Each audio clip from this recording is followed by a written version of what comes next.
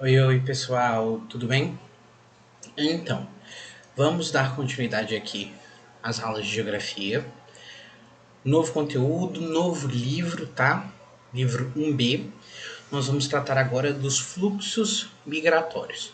Um conteúdo que a gente já domina, nós vimos ano passado, vamos rever agora. Então eu peço que vocês peguem marca-texto, lápis, caneta, borracha, caderno, tudo para auxiliar nesse momento. Beleza? Quando nós falamos de fluxos migratórios, nós estamos nos referindo aos movimentos humanos. É importante a gente salientar que fluxo migratório não se refere a um pequeno grupo de pessoas, 2, 3, 10 pessoas que se deslocam para algum lugar. Não. Aqui a gente está falando de um contingente populacional significativo que se desloca de um lugar para outro, tá? Quando a gente pensa na motivação, é talvez o fator principal. Por que essas pessoas saem, por exemplo, do Nordeste e se deslocam para o Sudeste? Por que pessoas saem do Oriente Médio e vão para a Europa? Por que as pessoas saem do norte da África e vão para a Europa? Por que pessoas saem da América Central, da América Latina como um todo, e migram para a América Anglo-Saxônica, por exemplo? Então, a ideia de fluxos migratórios é que nós possamos identificar quais são os fatores que fazem com que esses movimentos aconteçam. Beleza? Então, vamos aqui. O homem ele está se deslocando, ele está se movimentando desde sempre praticamente, tá? Quando a gente pensa na motivação, inicialmente é simples. A gente pensa que ele se desloca pela questão da sobrevivência, melhores condições de vida ou simplesmente pela atração do novo e do desconhecido, que é uma prática que foi realizada desde muito tempo apenas com as forças do corpo humano e dos animais. Tá? Essas motivações, então, são várias na história da humanidade. Aconteceram vários movimentos migratórios por questões inúmeras aí, e ocorreram mudanças de polos de atração e polos de repulsão, dependendo de algum fenômeno político, humano, climático, ok? Ambiental, principalmente no contexto que nós vivemos atualmente. Então, olha, o desenvolvimento social dos meios de transporte e de comunicação intensificou e acelerou esses fluxos populacionais. Esses movimentos geraram mudanças econômicas, culturais e políticas nos últimos 2 séculos. Interessante quando a gente pensa numa mudança cultural. Aqui eu já quero chamar a atenção para aquilo que nós já conversamos algumas vezes, que é o processo de islamização dentro do continente europeu. Será que de fato é algo que daqui a um futuro vai ser a realidade da Europa? Vamos lá. Outra questão é associar o processo de globalização, tá? Lembra de globalização? Aquele fluxo muito grande de informações, de capital. Pensa isso no contexto de fluxo de pessoas, o ápice do movimento migratório, porque existe uma facilidade maior por causa do desenvolvimento de novas técnicas. É interessante a gente sempre fazer essa conexão do surgimento de novas técnicas, de novas possibilidades que facilitam esses movimentos. Trazendo obviamente, se eu tenho um movimento migratório, eu também vou ter conflitos e desafios a serem enfrentados, tanto por governos nacionais como por organizações internacionais. Aqui a gente fala muito dos imigrantes ilegais que adentram, por exemplo, os Estados Unidos, e os refugiados que saem dos conflitos, tanto no Oriente Médio quanto no continente africano, e tentam buscar uma nova vida e uma nova realidade dentro da Europa. No caso do Brasil, nós podemos falar dos haitianos e dos venezuelanos, e também nós temos uma quantidade interessante, um contingente significativo de pessoas que vieram do Oriente Médio, principalmente da Síria, no nosso país.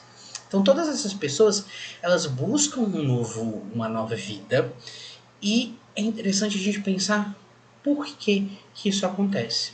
Eu vou deixar no link do vídeo uma receita que a Paola Carosella, todo mundo conhece, a jurada do Masterchef, faz com uma refugiada síria. E aí elas vão conversar um pouco sobre esse vídeo. Eu quero que vocês assistam também esse vídeo que eu vou deixar aqui nos comentários e depois comentem alguma coisa para mim sobre esse vídeo que eu vou deixar, tá? É a tarefinha para vocês. Assistirem a aula, assistirem o vídeo que eu vou deixar linkado nos comentários, aqui embaixo, onde tem as informações. E eu quero que vocês comentem alguma coisa para mim. Eu deixo livre para vocês, todos os alunos. Beleza? Seguindo aqui, migrações. Definimos como migrações todos os movimentos populacionais que ocorrem no espaço geográfico. Olha que coisa fácil. Eu digo que migração é um movimento populacional que ocorre no espaço geográfico. Vamos deixar um pouquinho mais complicado. Como ponto de partida, vamos utilizar 3 formas básicas para nos referir a tais movimentos: migração, imigração e emigração. 3 conceitos aqui que são simples, mas muitas vezes ocorre algum tipo de confusão que dificulta o entendimento. Então, primeiro, migração.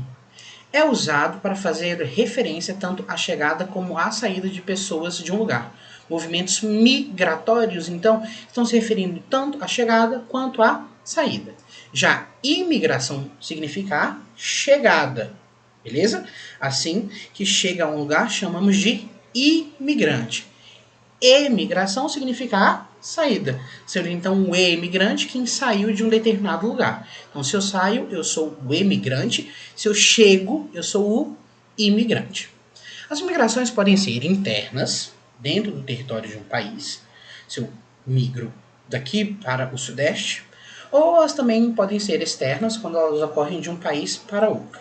Podendo ainda ser divididas em intra-regionais, dentro da mesma região, ou também interregionais, entre 2 regiões. Então, quando eu desloco aqui, por exemplo, de Brasília e vou para Goiás, né? Nós estamos dentro da mesma região, então ocorreu um movimento migratório, né? Uma migração intra-regional.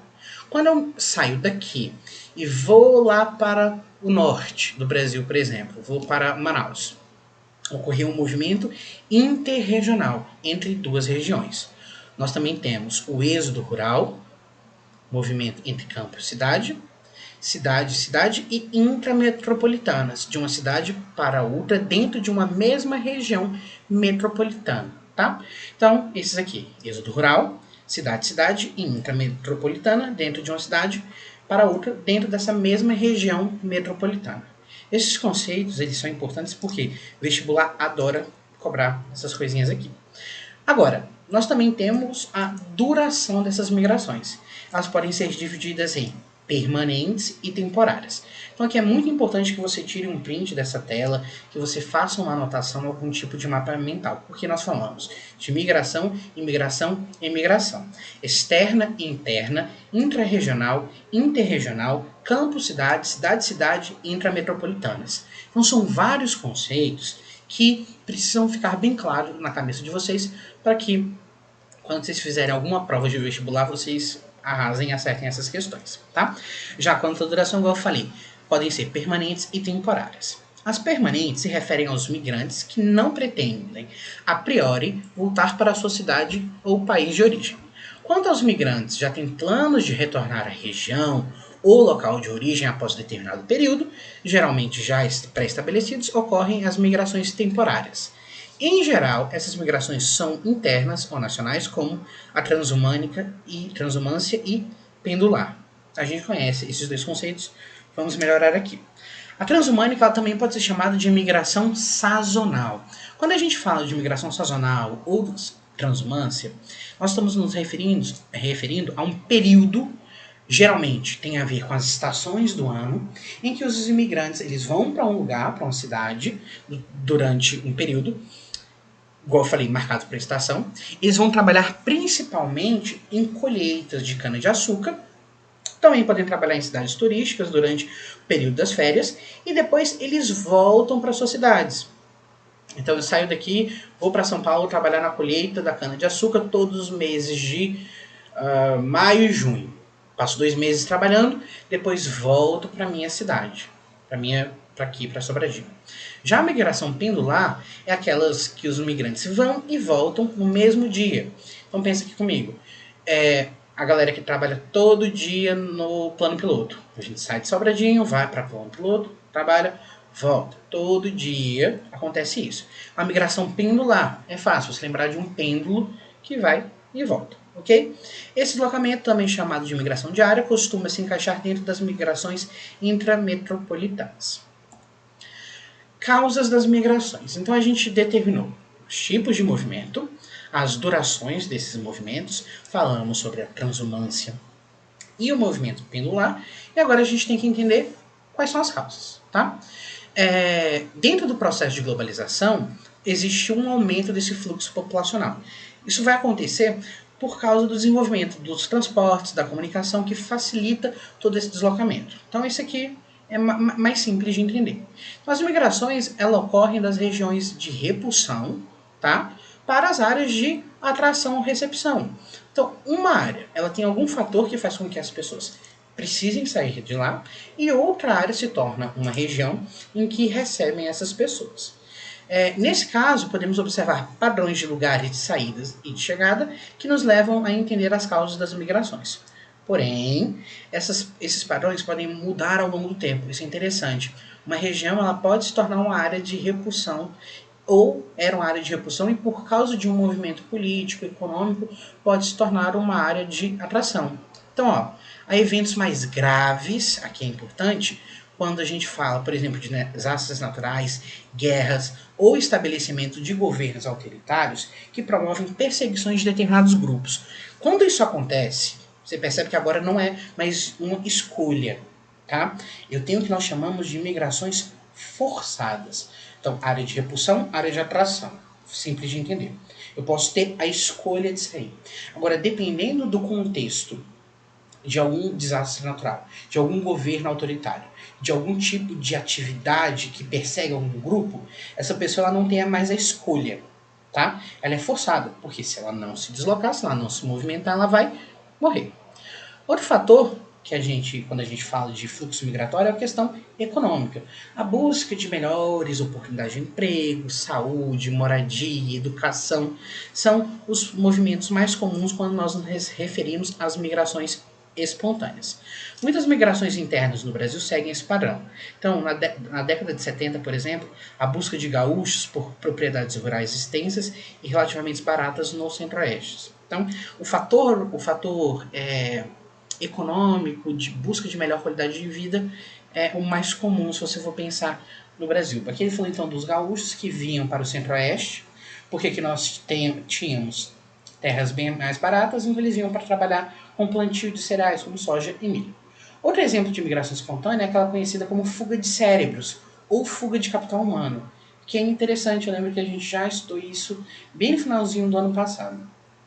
Quando profissionais extremamente qualificados, ou galera, pesquisadores, estudantes de destaque, eles não têm oportunidade de trabalho nos seus países de origem, e eles fazem o quê? Eles se deslocam para outros países ou regiões mais desenvolvidas em busca de tais oportunidades.